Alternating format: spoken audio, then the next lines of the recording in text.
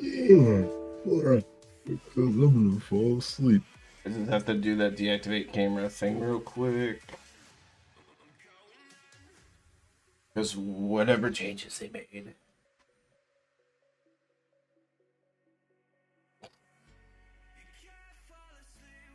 Boop boop boop boop boop boop. Why's that there? Wrestle.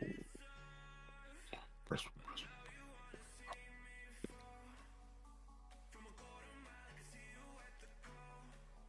What if I do that?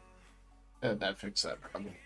It's like the thing that usually has the time was hiding under the Windows bar, but the Windows bar wasn't going away, so it took me a second to figure out what the heck was going on. But hey, problem solved. For once, I think all of our technical difficulties are taken care of before.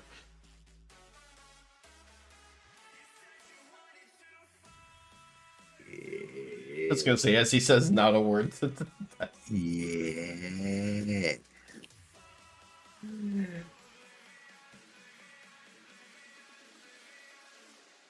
Hey, what do you call a dog that can do magic?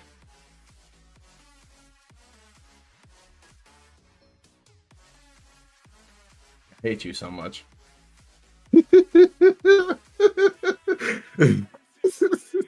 Oh. Do you have an answer?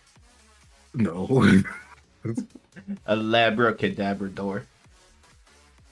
All right, start the fucking show, man. God damn it. Let's go. I was waiting for us to get kind of back to a time marker. We were coming up on 2 minutes. Oh my god. I just saw randomly on TikTok before we started. Oh boy. Yeah, TikTok, man. It's an evil, evil rabbit hole. It's bad. I spend so much time on there. It's Wednesday night. You know what that means? We are Top Rope Tokes here to talk with you about AEW Dynamite. I'm just saying, that guy over there. I'm range of motions. Still always worried I'm going to mess up which way I point.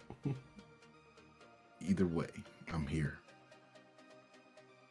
I mean, I'm not over there, but I'm over here. So, Yeah. But I'm here though.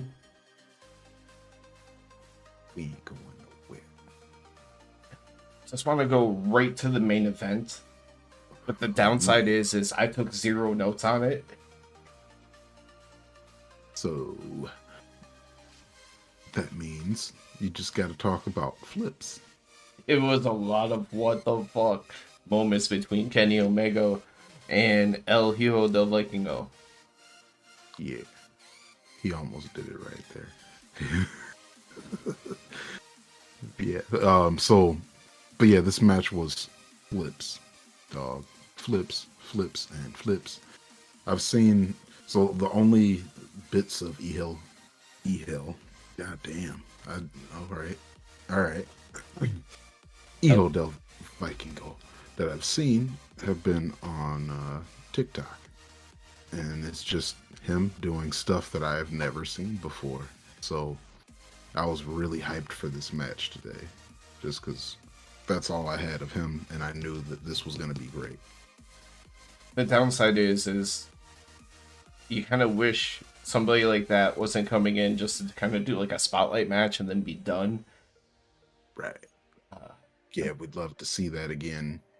Well, I'd love to see him in the ring with although apparently he's been in the ring with Ray recently. Mm-hmm. I would love to see him and Ray Phoenix. Or on our television. Take your pick. Yeah. I'm like, take your pick with any one of the lucha style wrestlers and banger. It's gonna be so much fun. I hope to see him around on our TVs there more often. Who says Forbidden Door just has to be New Japan and AEW? Even though it's presented that way, you can bring in other random people here and there, and that'd be great to see him there too. All right. Question for you. So, over under 20 rotations for Hijo del Vikingo in this match. What do you think? I'm not talking separate flips. I'm talking rotations themselves. What do you think? Over 20? Because he did multiple Under. 450s, he did multiple 630s, but even then, that only brings you up to. Ooh, it's gonna be close. I would have to say under just because it'd be ridiculous. Okay. Wait, hold All on, right. hold on. Over because I'm also forgetting about the things like Snapdragons and stuff where he's basically flipping over backwards. Yeah, I feel like that counts. Yeah, Mm-hmm. that's a full flip. Granted, I mean, he's being carried over by Kenny, but he's still got to do a lot of the work. Right, because if he doesn't help, he's going definitely right onto his head. Yeah. But, dog, I just want to talk about that table spot. That's my hit of the night, by the way. I'm in my head. I'm just sitting thinking like I don't even know where to use it because there were so many points in this match. It was just like, what the hell did I That just see? table spot. So Kenny set up a table early on in the match, and it always, I love when they set up the table early in the match because it sets you up to be like, oh, when's the table gonna get used? It's not a matter of will it, it's when now. And Iho El Vikingo sets Kenny up on the table. He's in ring. He bounces off the other rope, comes back. Was it a 630 or was this the 450 here? No, it was Or the 630 senton. Yeah, 630 he hits. A 630 senton over the ropes onto a Kenny, onto a table. Hits his head off the ring apron on the way down. Yeah, the back of his head could not have felt good. Yeah. Didn't he do like a step up springboard when he ran back? Yes, he did. And just so many rotations. Rotating. Just rotating all over. See, the one thing that you said that was said is lots and lots of flips, but also the number of times somebody got dropped on their head or hit their head in this match. Like even commentary was pointing out when it happened to Kenny. Yeah, flips and spots where people land on their head. Scary stuff. And Kenny was getting cheered, but it felt like he was trying to work heel a little bit. Well, a lot of it.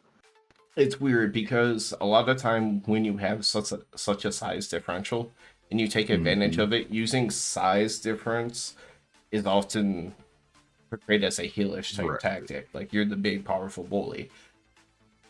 I mean, but it's a wrestling competition. Yeah, I mean, he was also the first one.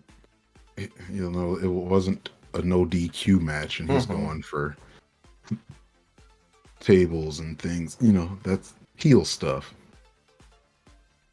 And then he's got a bald man in a bright suit standing on the side. Heel stuff. It's weird. I keep pulling up my phone as if I have any notes because the spot, you know what? I'm just, part of me thought about just hitting the graphic and leaving it up for the entirety of the segment. But I was like, can't really do that. But the spot where they were talking about Kenny Omega again dropped on his head. They took plenty of time to set up, make sure it was safe. Kenny was about to power bomb or awesome bomb Vikingo off the top rope, but he counters it into a Hurricane Rana, but Kenny kind of lands onto his head. And, yeah, that was... that's like you said, one of the many moments. This one was one of the bigger ones, but one of the many moments where I was like, please just don't have any head, neck injuries. Like, just don't do that, please. Because if you've never seen Vikingo, when we talk about the quickness and the rotations, it's not like other people's Hurricane Ranas where you can kind of see it very slow moving throughout the entirety of the flip. His is going to be a lot more of a snap type action. And so like he's up for the power bomb and it looks like he's going down for a power bomb and then it's just a snap and Hurricane Rana. Yeah, like most people, yeah, when you notice if they're about to do a Hurricane Rana if they're about to do a Hurricane Rana counter, you're gonna know. With him, it was just like, flip. Oh, whoa, whoa. I thought he was about to get power bombed right there for real, because you can tell when they're about to counter out usually. Let's get this part out of the way right now because there's going to be still probably some stuff that we go back to talk about it. Of course, Kenny wins this match. Yes. With V triggers, and then one wing and Angel gets the win. All that happens. Yeah, of course Kenny had to get the win. I did have one issue with this match because of some of the stuff that they were setting up. The time that took to set up, there's a couple of times where we literally see Kenny staring at his opponent, just like waiting and waiting and waiting. Like the first time I had said "holy shit" during this match when Kenny was in the corner and Vikingo was up on the ropes and he did the 450 into the Hurricane Rana underneath him. Kenny just sat there underneath him waiting for that to catch him for so long, just staring up, and it was so blatant on the camera. Yeah, I feel like they could have done a better camera angle on a couple of those, because there was a couple of those that I do remember seeing. That one in particular, where he was stepping up on the edge of the ring. Mm-hmm. The ring apron, yep. Yeah. Before the monkey flip and camera's everything. Like right in on Kenny, and you're just like looking at Kenny, looking up, waiting to get hit. I feel like he kind of maybe slightly figured it out during the middle or later part of this match, because there was times there he was waiting where he at least kind of put his arms up as if he's a staggered person and really he's just prepared to be hit, but he's on his feet. But early on, when you're just seeing him like stare upwards, like waiting and waiting and waiting, I was like, I kind of hate this view, but what the heck is about to happen? Yeah, they're the timing wasn't all there for this, and if they ever had a rematch in AAA or something, I would love to see that. I'm just saying, somebody needs to book it. Just saying. So, my boy, what are you saying, man? Now, with that being said, because nothing really pairs too well with everything else that was going on, one of the other parts of the story of commentary was the fact that, Kenny can't be in the right headspace, because we start the show off with the Young Bucks being taken to hospital. Hangman goes with them. Kenny's getting into it Don a little later about how he should be at the hospital, and Don is clearly like pushing, saying like, you're a solo guy again, you have a match, get your focus, it might be for the best. As you refer to him being a heel type character, being on the outside, that bald man with the shiny suit. Yeah, bald man with a shiny suit, always a heel. Yeah. And like, he just like, they could just get the word heel and just put it on the back of the suit, and he'd be just standard heel. Pretty much. But yeah, I don't know. Yeah, Don Callis was definitely trying to push Kenny to he's definitely trying to push him away from the Elite in general. He wants him back to, the belt collector, the cleaner, like that heel wrestling god. Which it's gonna be interesting to see how it all plays out, because I had a little bit of a far-fetched theory that I threw out to you during the show, but just to kind of show like the fracture between them even more, what happens after this match is Tony Schiavone comes in to talk with Kenny, but the BCC shows up. They're not done attacking people. Yeah, they gotta beat the shit out of Kenny, who just had like this dope ass 20-minute match with Vikingo, and so he doesn't take much beating. But then, because he can't really pull up too much of a fight. yeah, he was on the ground the entire time, just being Yeah, stomped. yeah. He's just like, all right, I'm tired. Just go ahead, get your stomps in. Come on, Hangman, hurry up. The way too common trope of, oh, after a little bit of time, now we get to see the ambulance pull up, which means we still got another minute before Hangman gets out there with the weapon and chases him off. Yeah, so Hangman stole an ambulance. Apparently, this is the story so far: is that Hangman stole an ambulance to come back and save Kenny Omega. Now, it's interesting because once that happens, Don gets into the ring, kind of checking on Kenny, kind of keeps getting close to Hangman, tells some kind of interaction supposed to happen between them. But then we get, heel on the back of his jacket, Don Callis, doing heel things. What happened? Oh yeah, he pulled an Eddie Guerrero. Yeah, no, yeah. So yeah, he it looked like he was about like I thought you were right in what you were saying earlier. I was like, is he trying to distract Hangman so the BCC will be able to get him from behind? Like a low blow or something, like sneak up behind him, Yeah, but yeah, like Hangman I keeps thought that's turning. what I thought he was doing something along those lines, but nope.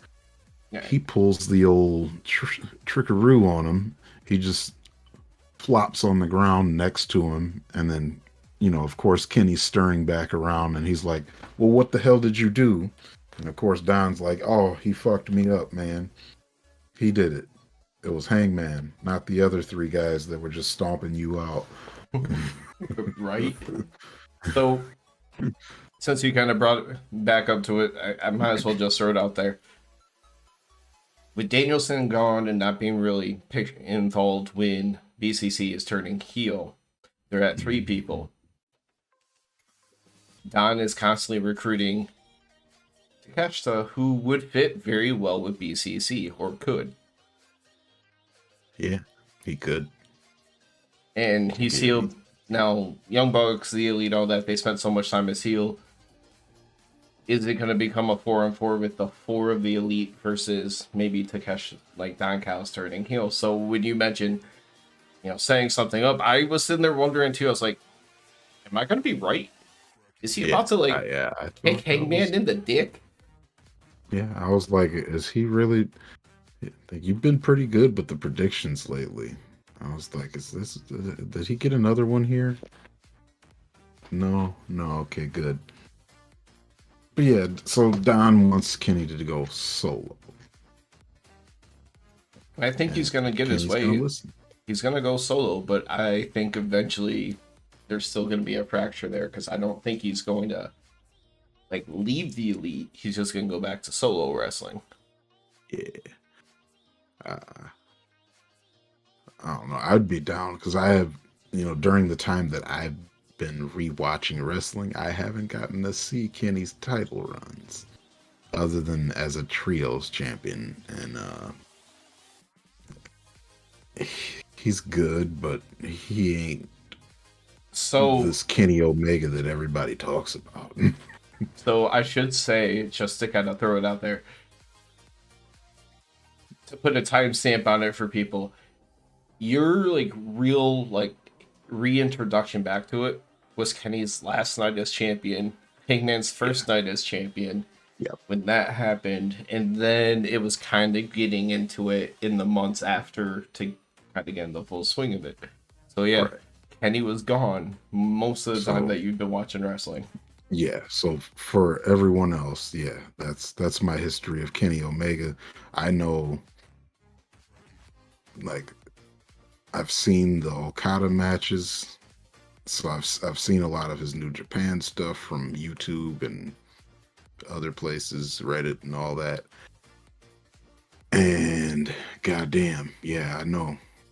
And then I got to see a small snippet of AEW Kenny Omega, and I was like, that's not the guy that I watched in New Japan stuff.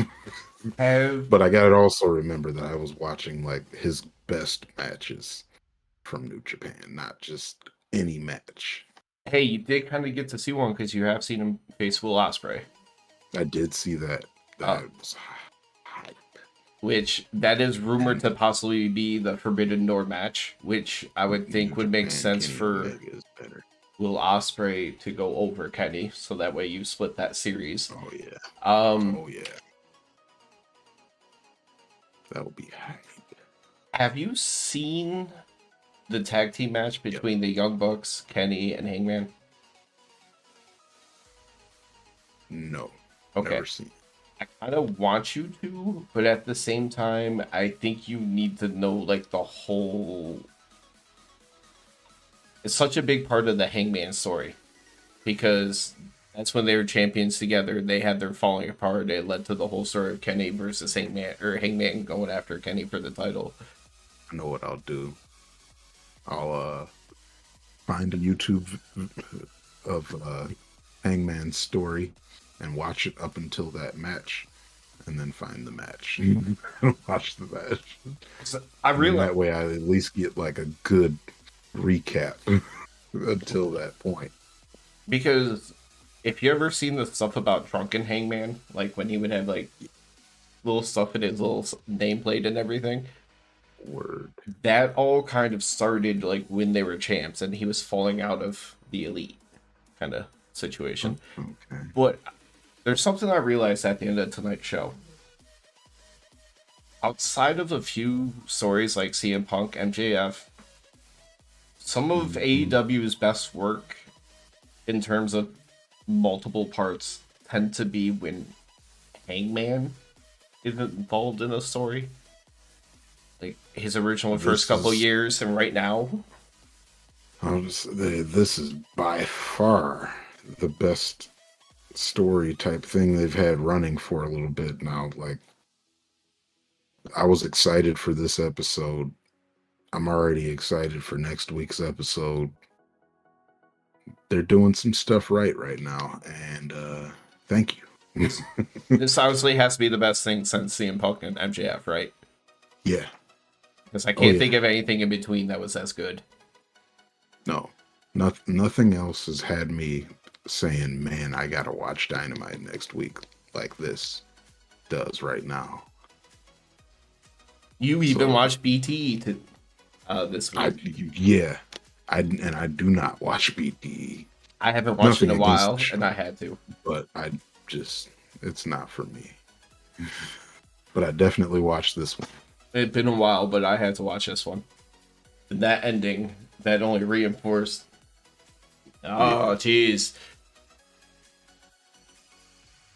Yeah, because I really need to know. I need them to let me know when BTE is going to have story beat to it. Like, is it going to just be Ryan Nemeth, or is there going to be story beat to it today? Because I gotta know, because I'm not about to watch Ryan Nemeth. Did you miss the Ryan Nemeth with the milk commercials? Because those were the worst. Oh gosh. Yeah, I don't know what that is, and I'm happy I don't.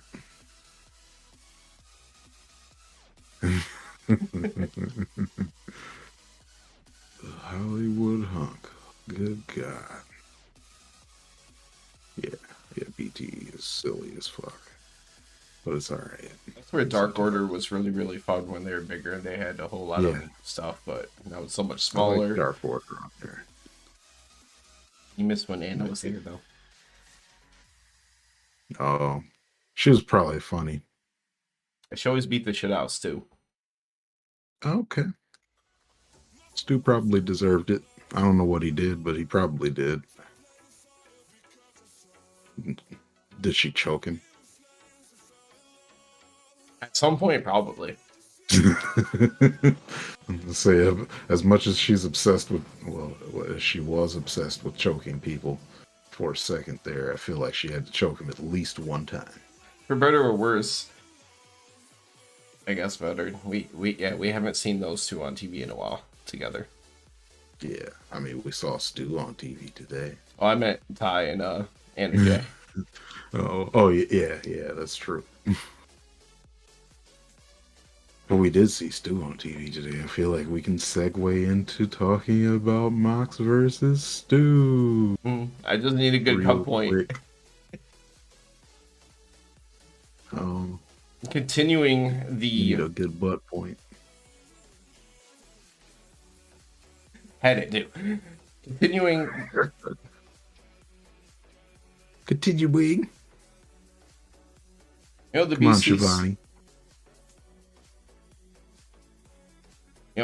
with the Blackpool Combat Club continuing their, descent into being heels. We had Mox versus Stu Grayson tonight.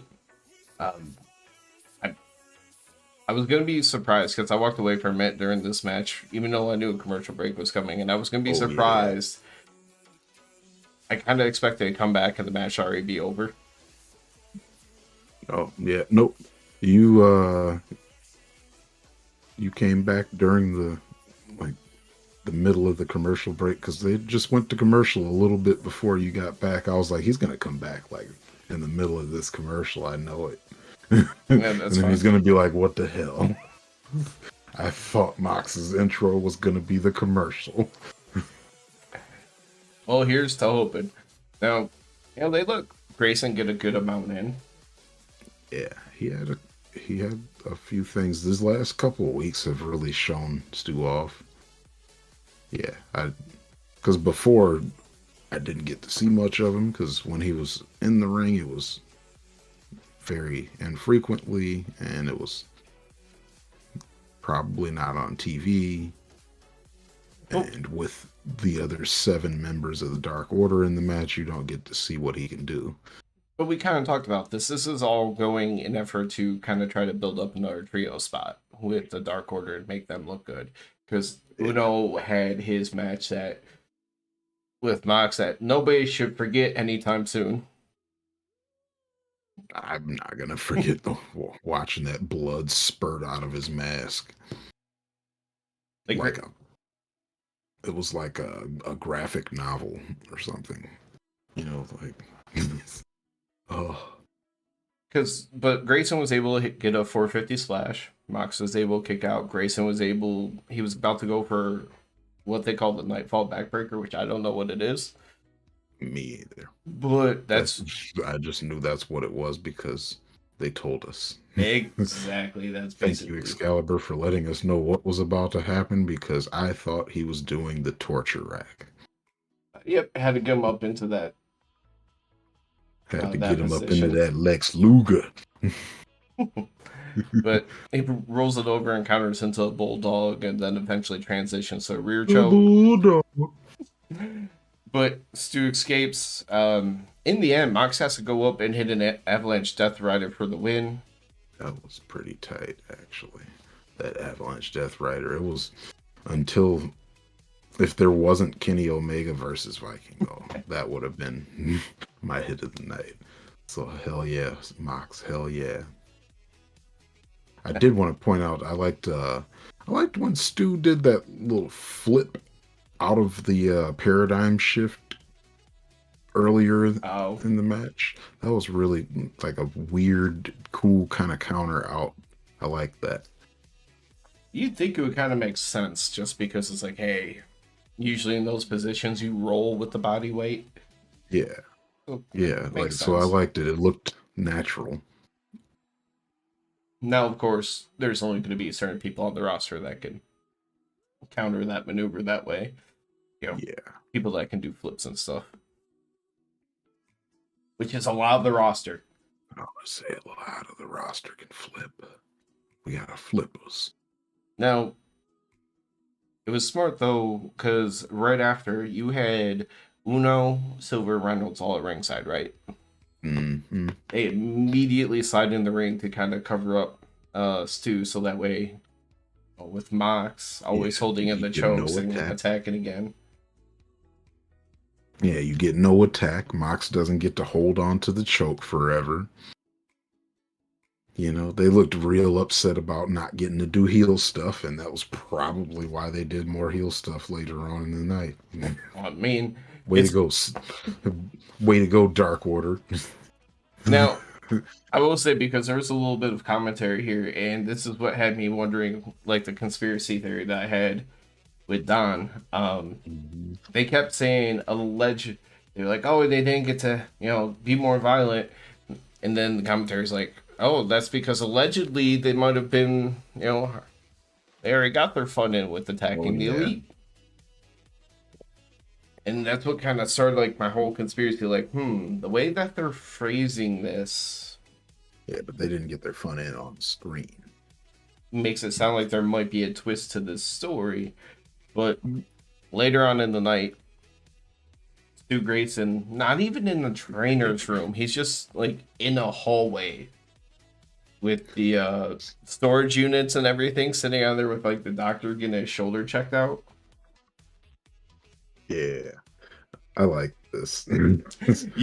I was slightly behind you with the stream, so all of a sudden I hear you start chuckling about something, and then I got to it.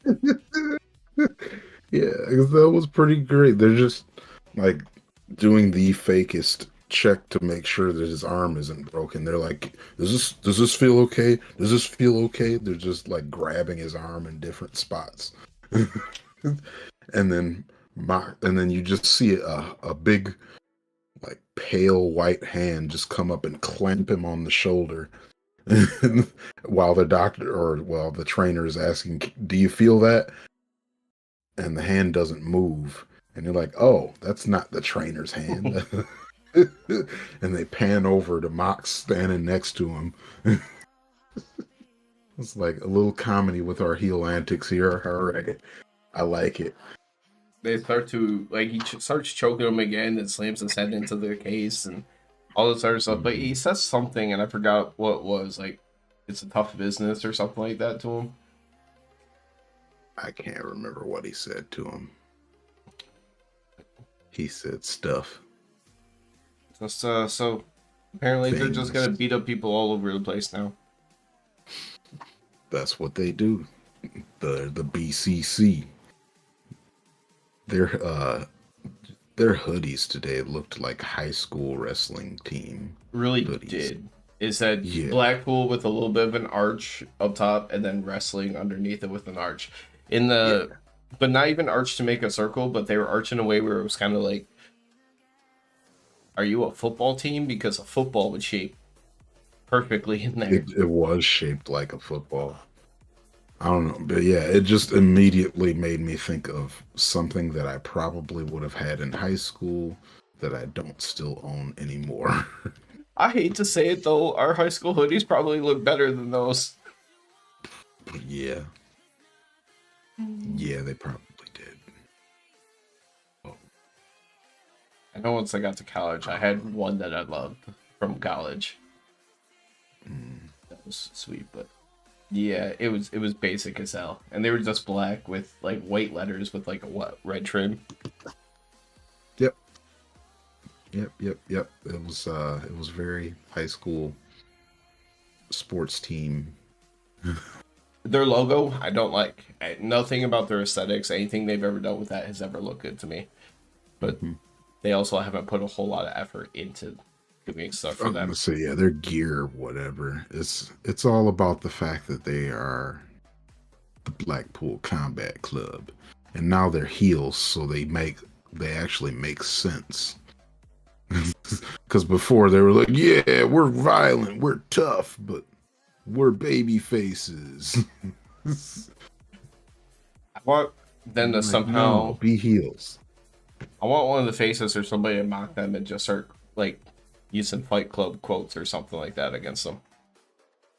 I feel like I feel like there's a clever way to make that work. It's gonna be Silver. They'll be sitting there talking about him backstage. He'll be like, "Don't you know the first rule? You don't talk about." Like, you don't talk about Blackpool Combat Club. First rule of Blackpool Combat Clubs. I could see that. Yeah, that would be great.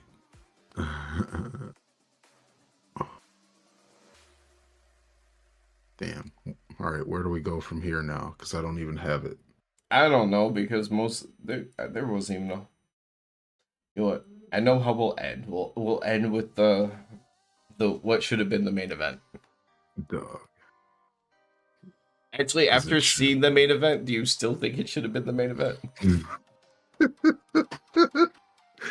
Look, um,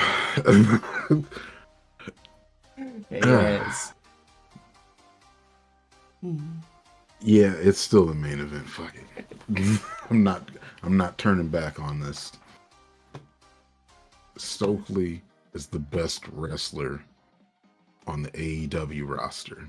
We'll leave the pure entertainment part for the very end, for the laughs and the giggles. He's the best wrestler, okay? I don't know what Daniel Garcia was talking about with sports entertainment today. Stokely was wrestling. I want to know if that was on purpose or an accident. That was really good. Because it could have been either way. I think it was on purpose. I don't know. Screw it, we'll talk about Adam Cole then. Yeah, we'll go on ahead. Yeah, since we're talking about Daniel Garcia, we got to talk about Adam Cole. After we saw the man Adam Cole, after so many video repeats of the same exact crap over and over and over again, finally come back out to the ring because he's supposed to wrestle next week, and I'm so excited. Hey, he's gonna wrestle though. Be excited with me. I'm trying to be excited. I'm almost excited. Just need him to be healthy when they come here, because he needs to be on the card, and I need to be able to yell and scream and support and and I mean, I want to rival my fanboy moment from All Out. So, dude. like, I don't know what's worse, because I remember I screamed something towards Jamie when she didn't win the match, and that's like the one where it was like total fanboy. But then when you go back and watch that clip of when MJF came out, the screams. Yeah. I'm gonna say you can hear, like, my voice went up like 3 octaves, which is still really deep, but it did definitely go up. Yeah. You want to see Goofy see when Adam Cole comes out, or man, I hope something happens with that card where it's amazing, because we've had such good luck at the shows that we've been to. I think we are gonna get a good card. I'm putting it into the universe. We're gonna get a good card because, like I said, Little Caesars Arena is one of the bigger venues that they're gonna go to, which means they should definitely be trying to give us something worth like talking about there. I mean, it's also a little bit before pay-per-view though. Yes. So, I mean, that means the story could be really picking up, and that could be great. Mm-hmm. And if you want to see me jumping up and down or arms filling or anything like that, just wait till next week when I get to talk about this very topic, when Adam Cole gets to wrestle Daniel Garcia, because there wasn't anything crazy about this promo to really talk about, right? It's the whole, everyone wants to know who I'm going to face interruption. Yeah, he got straight to the point for once. Here, it was just like, yeah, hey, you guys want to know who I'm going to face? And then Daniel Garcia was like, you got to face me in my 90s R&B outfit. Like, this man came out in all leather and some black sunglasses, looking like he was in a 90s R&B video. I feel like that means your other favorite head accessory of Daniel Garcia needs to make a return then. Oh my God, not the do-rag. No do-rags. He could just... no, and that's the do-rag's not 90s R&B. No. If anything, the bucket hat that Jake Hager wears, but he would have to get like his own black leather one instead, because the purple one not gonna do it. But hi, all Elite Wrestling. Nope. Oh, hey. Yeah, there's that whole group likes to wear their leather pants, but at least last week we got to see them bust out the red ones again. But yeah, was it? He had like what was it? A leather vest that he Mm-hmm. was wearing today. Yeah, yeah, that was straight up '90s R&B. It was what? Leather pants, leather jacket, black tank, black shades. Yep. Uh, Hey, it was a lot of leather on that Daniel Garcia dude today. you should see when the whole group comes out in it. There's like, how many members are in the It's a gang of, JAS? it's a gang of leather. That's all we got to know is they're a gang of leather. Morning. Morning. So Hey, we did leather kick, gang. we did kick off the show with the most thrown together tag team match ever, that they justified by the house show with Uh-huh. Sting and Darby, which makes sense with Orange Cassidy, who I still believe should only be teaming with like best friends, but he's here with. But it just made sense to just because you give people something that they're gonna want to see. Like you got Orange Cassidy, Sting, and Darby. It doesn't matter how that happens. People are gonna be like, "Hell yeah, give it to me." Gotta get the people going. It's provocative. Right? It's provocative. It gets us all going. And then, because going back to the talk of leather, they're going up against the Butcher, the Blade, and Kip Sabian. And I say that because the Blade in his jacket, and he used to always There's a have the whole mask. lot of leather. There was a whole lot of leather here too. Wait, Because I forgot he didn't the do the Blade mask wears though a whole anymore, lot of right? leather. No, he ugh. The Blade always reminds me now, like the way his coat turns up with the sunglasses. I can't remember the name of the kid in Naruto, but there's this kid in Naruto that's always got on glasses and his hood's always up like that. And his power is that he's able to control bees. And I don't know why. I'm gonna have to send you a picture, and once I remember what his name is, You know I'm useless because here because I don't do anime. I'm gonna have to send it to you because I don't know, every single time I see him, I think of it. So there's a general kind of rule that we have when it comes to AEW, right? And Yeah, anytime that Sting is on TV, Sting. don't bet against Sting. Yeah, you never bet against Sting. We've done it in the past, and we lost because you don't bet against Sting. Sting always wins. Sting is like wrestling trump card. And he got the pin over Kip, right? Of course, he did the Sting Hulk up thing where he had Kip in the Scorpion Deathlock, and then took the Butcher and the Blade both like pummeling him down to get him out of it. Oh yeah, and say yeah, he no sold quite a bit because Sting no sells, but eventually he didn't no sell today. That was different. That was different. But this Yeah, match, still wrestling. just lots of people wrestling in leather. I mean, that's what some people call it anyway, right? Let's say yeah, and wrestling and what you're thinking about, they they they're pretty close. I'm not gonna lie. This was a pretty standard match, though. Yeah, yeah. Orange Cassidy is Orange Cassidy. He had He's face the paint. Dynamite starter. Oh yeah, that's right. He had the O and the C on his face, because he was part of the Sting and Darby team.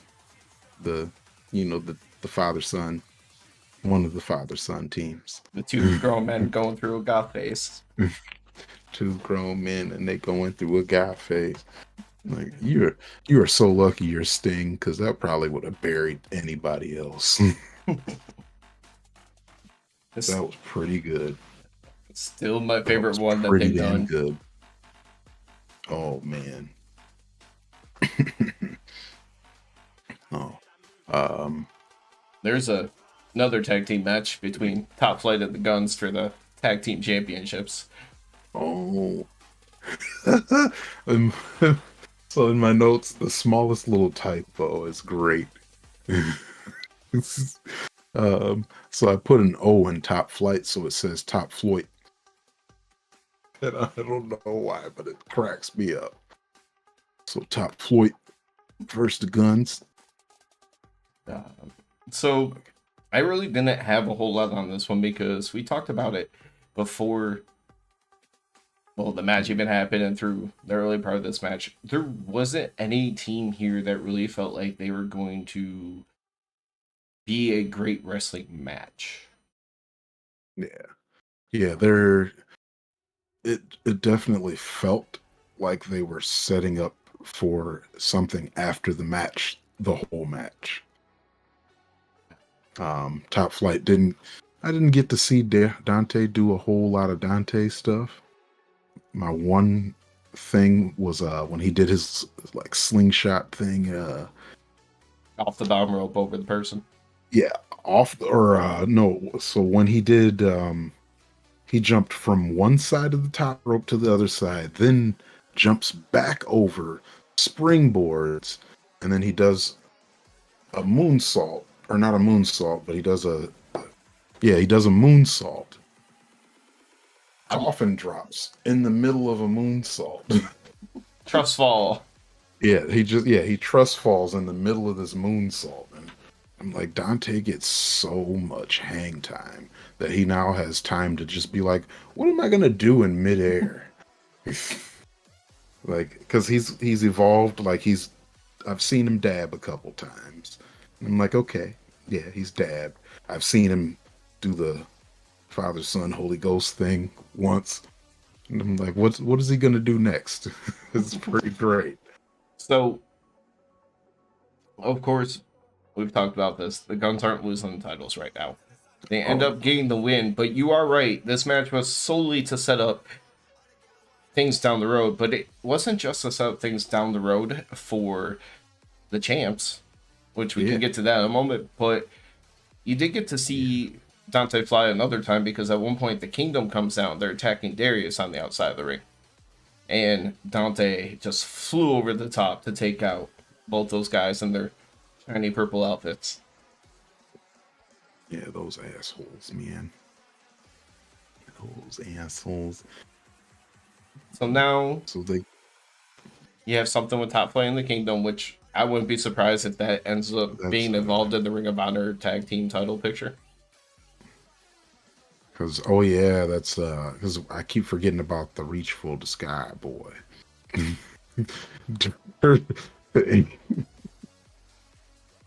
um, so yeah, that'll definitely spill out into that. Maybe they're trying to tell us that those two teams are going to be like the major players in that.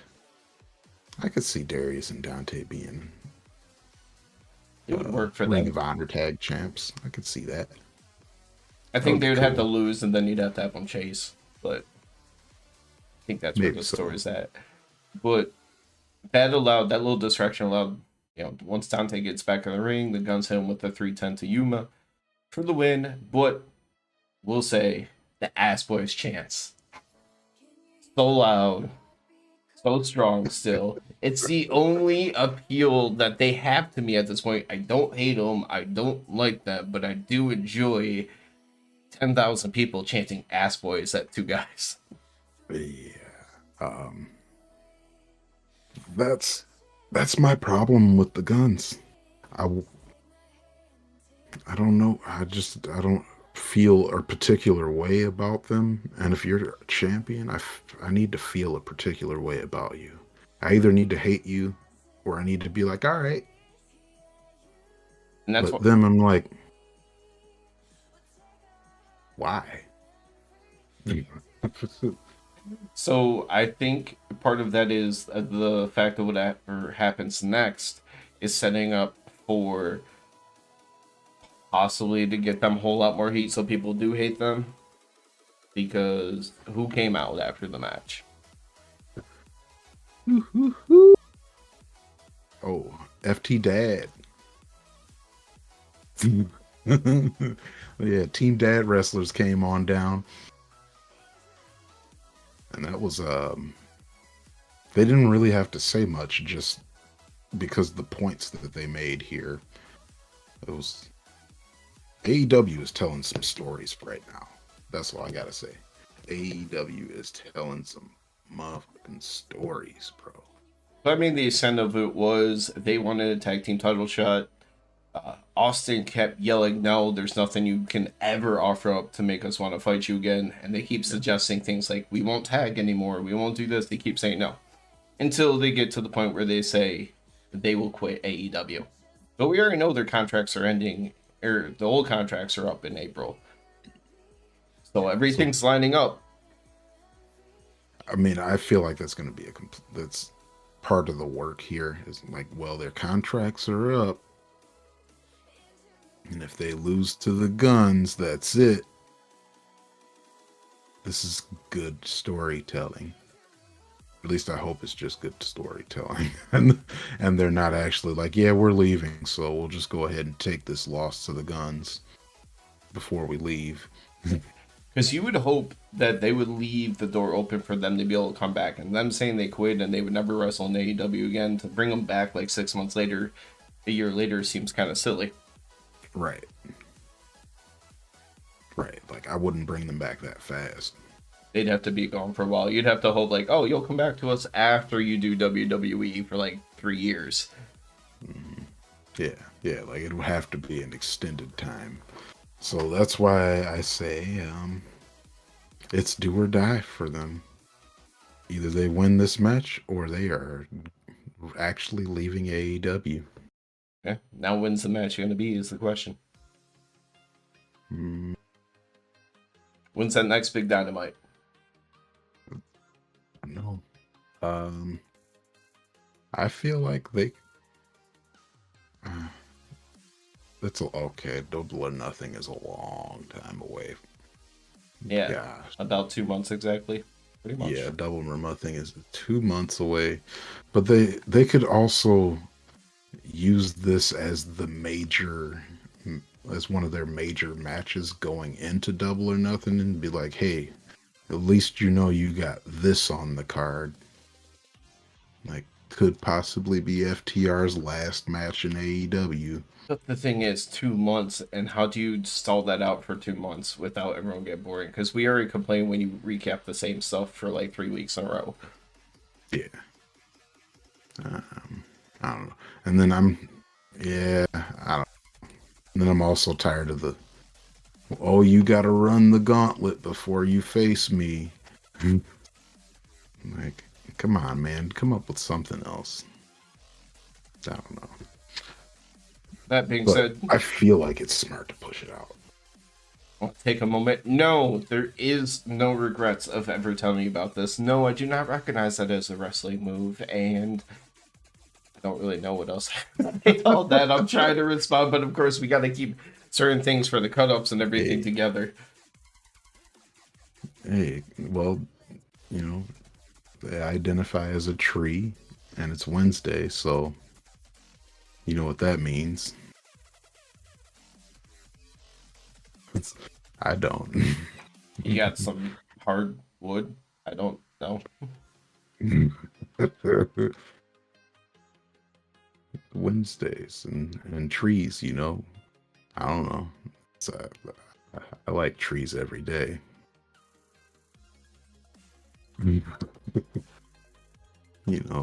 Was there anyone going to message you?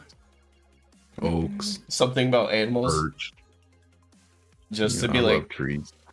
Would you rather be a black bear? Wait, no. Which one was the worst? I like, so which bear is the worst? Was it black or brown? I know taking the ones that you don't want to run into. Yeah, take away the one. Take away the polar bear because we've already had that one. Because you definitely like polar bear. You should just pray and hope you make it to heaven. The brown bear is probably going to kill you as well, unless if you can convince it that you aren't a threat. A black bear you'd actually be able to fight off. So because they don't want to fight. Would you rather be a brown bear Or would you rather be an orca? Then we gotta live in the water all the time. Ooh. But orcas, I think their gosh, dominance is bigger by far. they're. Oh yeah, I mean orcas. They are the most dominant animal that isn't humans. Like if they were out of the water, humans would probably have to like put them in check. So I'm gonna go with the orca. I'm gonna go with the orca, even though I don't know if I want to be in the water all the time. Fuck it. Yeah, I'll be a free willy dog. Free willy.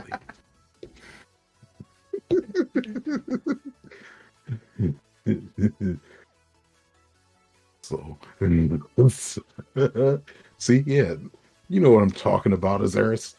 Bigger PP, free willy.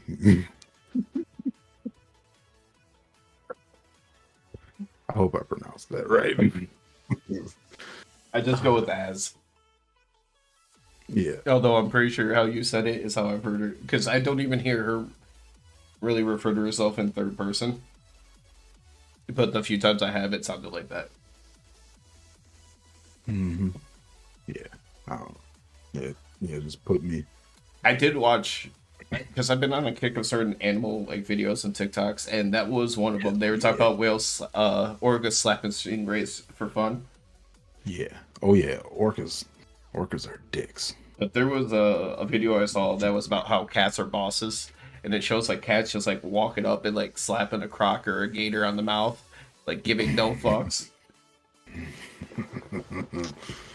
Like lions sitting there eating food and it just walks up and starts pulling away scraps from it. Hey, cause you don't fuck with them kitties, dog. I might, a full as human knows not to do this, not to fuck with those, and you'll be scared. Wait, you in the furries. Oh. I mean, yeah. We ain't in the furries. But we are into some baddies. Because it'll be hot in them suits. Not for me. We are into the baddies, though. So I want to just bring them up because, of course, AEW kind of slacks on the amount of quality women segments into the show. So it's kind of important to talk about some things from Rampage and last week's Dynamite because we had Renee with Jade, Layla, and Mark Sterling with them this time. Yeah.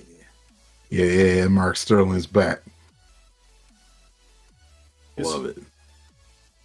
His whole thing was just basically cease and desist so that way Taya cannot use, what's it called, the Road to Valhalla? I think so. But it's called the Jaded in AEW. You can't use that, Taya. Because you're going to get sued, and Mark Sterling is the best lawyer in wrestling. Okay? Best lawyer in wrestling. It's a very low bar. But at some point, he must have passed the bar, so, you know, lawyer joke. Hey. God, I see what you did there. I see what you did there. But they talk about the paperwork, and Layla says she'll deliver them to Taya, and basically it's a challenge for Rampage. Yeah, Layla wants to. So Layla's gonna get destroyed. Yeah, she's gonna get not hit with a Jaded though, or maybe she's gonna do it and then take the fine because now she's got that AEW contract, so she can afford the fine. Yeah. So that will be, I want to say interesting, but it's Rampage. And it's a woman's story. Which, when you combine those two things, AEW doesn't care that much. Or seemingly, like, there's never a lot put into it. Yeah. Sorry if you're still in the chat, AEW. If that's actually you. I've got hopes for it still. I don't know. What did they call this shit? The Outcasts. Mm-hmm. The Outcasts thing, like they were I felt like they were bringing that together. Like when they brought in Ruby, that was a good moment, and then they're kind of back. I mean, I always try to have hope whenever we see the start of a story. I just don't get my expectations up because Hmm. you think Red Velvet and Kiera with Jade would have been a bigger story. Yeah, it Oh, wasn't at all. Mhm. Yeah, I don't know. I th- what I kind of feel like the descent was supposed to happen whenever Jade was supposed to lose the belt, because I still have this feeling that it was that Chris Statlander was either supposed to take that belt or the other belt. but even So, if it but was it's starting to Statlander, feel like Jade was supposed to lose. but Statlander's injury goes way, way before the descent happened. Right. So unless they were just like, oh, we're going to continue that story, even though we're not going to have any rhyme or reason for it, but that's why I don't Right. have all the confidence in the world with any story that they try to tell that's secondary with the women. I mean, Hmm. we already talked about it earlier. They're finally getting back to a decent story with the elite. So Yeah. maybe they're kind of hitting I reset and say we're going to that. have a good That's what I said. future. Maybe we're getting some good stories because we got yeah, that whole angle is cool right now. I'm loving that. Um, like I said, the outcasts. I love Ruby as a heel. She's she needs to be the center of that thing for me. And we are on the road to Double or Nothing, one of the two biggest pay per views of the year. So maybe it's kind of the time where certain goals are going to come into focus. Yeah. But you did just touch up on Ruby and the Outcast. Tony Storm had a match later tonight with Sky Blue. It's kind of self explanatory how this one went. Yep. Sky Blue lost, of course. They let her look good. So, hmm did Sky Blue already lose to Ruby recently? Um, I'm gonna say we're just gonna go 3 for 3. I don't think so. Ruby, since she turned heel, I think only had that one match and it was against nobody. I Oh could be yeah, that wrong. yeah, yeah. I think you're right though. But then, Probably. so like Sky Blue hit Cold Blue, but Ruby distracted the ref. Then it was a hip attack of Storm Zero for the win. Then, of course, the Outcast want to do the Outcast thing and grab Yeah. that spray paint. Numbers game. Numbers game. Got it. You know, my thing with this here was Riho, Willow.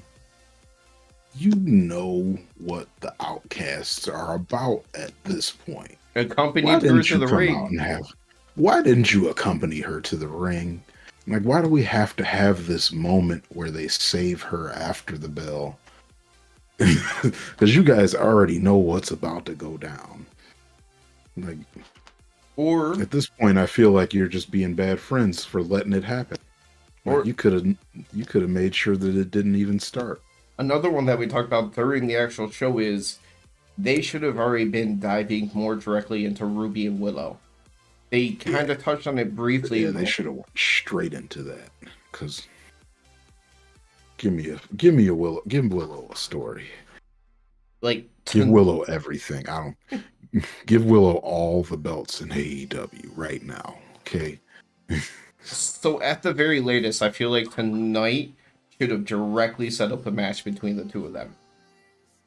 Like, I get not Yeah, maybe necessarily having the match yet, but you need to be like deep in that path to having them fight each other. Like, they need to be fighting yeah, like next week with a yeah. Like focus on it. it should be much bigger than it was. Like when Willow and Riho came down, you could definitely tell that Willow was more focused on Ruby than Saraya and Tony, but that was it. Hmm. There wasn't even really any swings or anything. Like you could have had them throw a few punches or something, or at least AEW loves to do the whole they couldn't be pulled apart thing. We could have done that. Or, I mean, at least at the worst case, you could have had randomly before the main event a quick segment with Willow backstage say, like, I'm tired of this. Ruby, I want to match with you next week. Yeah. It needs to get to that point, or else you're just throwing away that part of the story that you could have been mining. But yeah, you guys, use that like very in the very immediate future, please do. Do we need to talk about QTV or Ricky Starks' promo? I don't feel like there's enough from either of those really. Just Ricky he doesn't have to say much. I was saying it. He doesn't have to say much, but the facial expressions and everything is just he's got the charisma. He's just basically, I'm tired of talk, open challenge juice next week. For Rampage. QTV, they make fun of Hobbs beating up Phoenix on Friday, and then they set up a match for Penta versus Hobbs this week. Yeah, apparently Aaron Solo's a real bad guy. He's like stolen all of Wardlow's money, broke into his car. God damn. Which means, of course, they're just building back to an obvious story of Wardlow's coming back for Hobbs at some point. Yeah. Or at least he's going to be coming for Aaron Solo, too. His first match back will be an Aaron Solo squash. Sounds about right. Oh, I got the segue for you here. I got you. Speaking of squash, Stokely and Hook. This was pretty much a squash. It was pretty much your main event of the evening. but it was a main event squash, okay? Because I'm pretty sure it's my first and last time getting to see Stokely wrestle, and that's probably a good thing. Because he's awful, and he played into it very well too, though. That was great. Maybe he's just so good that he was playing bad. Now, maybe so. I was just saying last week, I was like, man, what if Stokely comes out and he's just like secretly like a wrestling god? And you're like, oh, that was a good ass match. What the fuck? So it's weird because the context is within wrestling. So when he's coming out and he's wearing his outfit, obviously it has its rhyme and its reasons, but it just made me think back to Nation of Domination. Oh yeah, with the red, the black, and the green. I mean, that's what the Nation of Domination was all about too, though. Because it was black with red, green, yellow. Yeah. Yeah, they did have yellow in theirs. So he comes out tiny. Oh, little Stokes. Yeah, he's real short. And the whole firm behind him on the stage, because of course they can't come to ringside. So when he looks back at them, they're all cheering him on, and they're so happy, being cheerleaders. As soon as he looks away. Yeah, as soon as he looks away, everybody's like, it's gonna be bad. But when he got to the ring, I was excited for the antics that were happening. Like immediately he gets the mic and he's like, yeah, I talked to a doctor and I'm not medically cleared to compete today.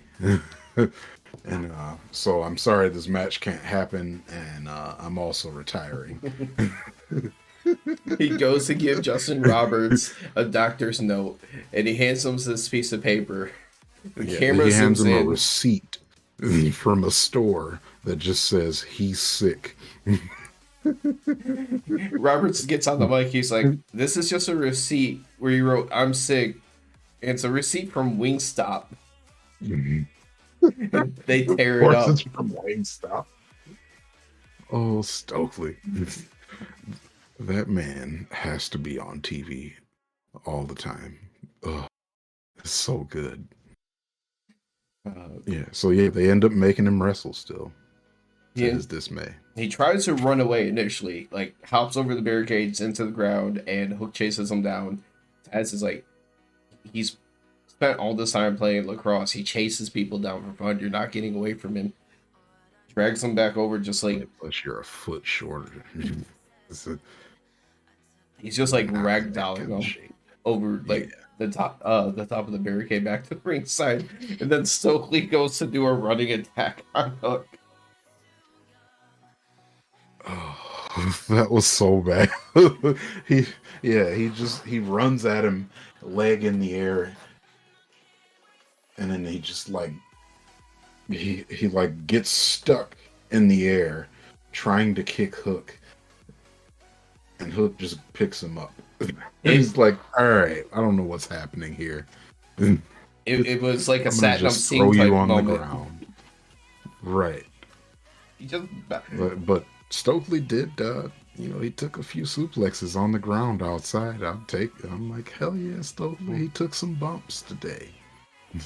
at some point, after he did that suplex on the outside, he grabs a guardrail from under the ring, gets into the ring. He like lays it into the corner. During this time, Stokely's able to get to the other side. Yeah, but I thought he was like about to hide under the ring. No, he doesn't hide. He grabs a fire extinguisher. When you said hide on the ring, my Yeah. brain went right to Danhausen. Yeah, see, that's what my thinking was. So I said, "Oh, he's gonna hide." No, he grabbed that fire extinguisher and stunned Hook for a quick moment there. And this was Stokely's chance. He looked so proud of himself too, right then. Yeah, he had his chance. He got into the he grabs a chair, he gets into the camera, and he was like, "I ain't a killer, but don't push me." That's Tupac. Fucking love Stokely. Oh, so much comedy. And he's slamming the chair on the steel steps. Hold on. Like all the Slamming. antics. Yeah, he's lightly hitting. He's tapping the chair on the steel steps, okay? You can see how much the size differential and stuff like that makes a difference with Stokely. Like trying to drag that chair around. It wasn't the same as like some of our 6'3" guys who are jacked trying to swing a chair. Yeah, it was definitely what it looks like when a regular guy has a chair in their hands. Yeah. So he gets back into the ring with the chair.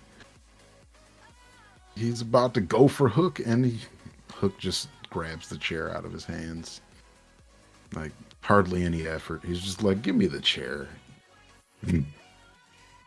Got him on the back with it once. Stokely goes to the ground, and he very protective of Stokely in this. And you could see it the way that the chair bent and the way they hit, but just kind of laid into him while Stokely's laying on his stomach. But eventually, another suplex onto the guardrail. That shit bent real easily. And Stokely is a not heavy fellow, so that means there's some force. Yeah. That's what I said. Stokely took a couple bumps today, and I commend him for it. Because he doesn't have to be funny as hell. But I got to see what Stokely does next week now. Like AEW, you're doing great right now. Because I got to see what Stokely does. Pulls him to the off the guardrail, goes to pin him, but then pulls him up, and they're like, "What is?" Because commentary was like, "Is Hook actually about to score his first pinfall victory in AEW?" Nobody picks him up, throws him in red rum, and Stokely's out. Mm-hmm. Yeah, Stokely was already out. He gave it all he had. You saw him. He did the running away thing, and then he had the fire. He was gonna put out the hook fire and stuff, and it didn't work out too well. That's all. But you touched on it because you said you can't wait to see what Stokely's going to do next. Because after this match, you actually go backstage and you see like all of the current watching and stuff. And again, you see some joy in Matt Hardy's face. Yeah, he's trying to. Hardy was definitely a little happy about it. He's like, hell yeah, my plan's coming together. And now he's trying to and sacrifice then he's like, Ethan hey, Page. Ethan Page, you can do it. You can beat Hook. You have to avenge Stokely. I think he offers to write up the contract and everything for the match. Yeah. So that's Matt Hardy's plan. Is he's gonna have everyone just bounce their head off of Hook.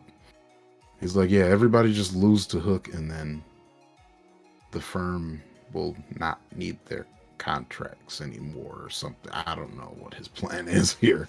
Either way, his plan is for them to all lose to Hook. And as long as his plans involves us seeing a lot more Stokely, he already lost to Hook. Yeah, that's why I said including himself. He ain't got to go through it again. Yeah, he already did it. He lost once. Now it's all fun and games for him. Got to run all the gauntlets here. Everybody's got to lose the Hook. So, that being said, if you are still here for the actual live stream, do us a favor. Make sure you hit like, but subscribe and all that good stuff too. There's links for Discord. Everything's available. Comment, join the wrestling conversation with us. Let us know what you thought about any of these, because there's certain things that I know I have to focus on and I keep forgetting to do. Certain things tonight that I did try to be better about. But come talk wrestling with us. And with that being said, there is one little piece of, I guess, news or notes that we have to talk about. Talk about it. Because usually right now is a time in which I'd say we see you Friday night. Oh yeah, we won't see you Friday night. Rampage. There's no Rampage on Friday. Not only that, but Saturday night, we will be attending a local wrestling show. He may not be wrestling, but it should feature AEW talent in some kind of capacity. Ethan Page is supposed to be there. Yeah. I'm hoping. I'm going to be corny. I'm actually really excited about this. If I get a chance to take a picture with him, I'm going to do the whole thing with him. Nerd. NWA is Natalia Markova. Okay. Actually, I'm not sure if she's supposed to be there. They just brought her up because she is the women's champion. And they did her for like Women's Crush Wednesday earlier this month. But if she's a women's champion and it's an anniversary event, I hope that she's there as well. Yeah. It should be a good show. But I'm going to have fun. With us being at that show and not knowing the time frame in which it ends and everything, it's hard to commit to saying, hey, we can be each at our individual homes or set up in a way where we can do our live watch along for Rampage. Yeah, it'll be a little difficult for us with live shows, so we most likely we won't be doing a Saturday show. Yeah. I'm like 90% certain we're not doing it right now. If something amazing happens. Yeah, that's what I said. If something happens, we'll be here. But let's face it, it's a Rampage. We don't have high expectations. Yeah, and they're probably punting, basically. A lot of times you see that. It's not on your normal day. Now, I will say, when they do Tuesday night Dynamites, they try to stack those. Yeah, well, yeah, because you got to compete with NXT if you do Tuesday Dynamite. But it's better than competing against sports. Oh, wait. We've covered everything on AEW, right? Oh, yeah. So just making sure. Michigan State wins their next game. Or was it like today? Or when's Sweet 16? This weekend? Michigan State is tomorrow versus Kansas State. Oh, okay. Okay, that means the Elite Eight is the weekend. Yeah, So tomorrow it's that game: Arkansas, UConn, Gonzaga, UCLA, Florida Atlantic versus Tennessee. And those are the tomorrow. Then Friday you have San Diego, Alabama, Miami, Houston, Princeton, Creighton, Xavier, Texas. Then Saturday, yes, starts the next round. Yeah. Yeah. That's what I thought. Yeah, so that's another reason, because you might want to come home and be like, wrestling's done. All right, time for basketball. Elite Eight. Yeah, the Elite Eight. Because then you're just starting to get down to the AEW definitely they're getting murdered this month just because of basketball. But it is what it is, man. Wrestling isn't pop culture like it used to be. The sad part is it feels like ever since COVID, neither is March Madness. No, it isn't. Because that I used to get so excited for March Madness. That used to be my favorite sports event. But we also used to have a pretty decent chance of having a school from around us go to the Final Four or the Elite Eight every single year. Mm-hmm. But not anymore. We say that as we just talked about, one team is one game away from the Elite Eight, but yeah, but they were this year. They were bad. I didn't even watch, but it was just. I just kept hearing about how disappointing Michigan State and Michigan were this year. At the whole conference. Yeah, because apparently Purdue was the only team that looked good this year, and they became another number one seed to lose when they're not supposed to lose. Right. Yeah, but all right, out there in Top Rope Tokes viewers, worst case scenario, we'll see you next Wednesday. Worst case scenario, we see you Wednesday, and if something crazy happens, we see you Saturday. But if not, we love you. Enjoy your Rampage on Saturday. Please still watch it. Maybe they'll start putting good stuff on